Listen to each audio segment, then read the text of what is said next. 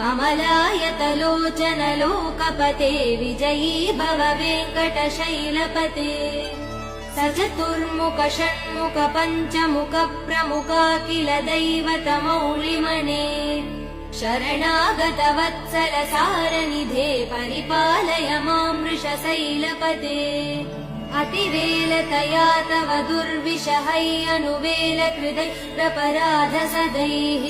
हरितं त्वरितं वृषशैलपते परया कृपया परिपाहि हरे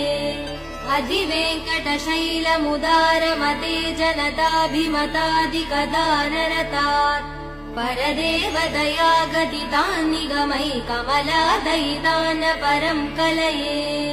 कलवेणुरवा वसगोपवधू शतकोटिवृतात् स्मरकोटिसमात् प्रतिवल्लविकाभिमदात् सुखदात्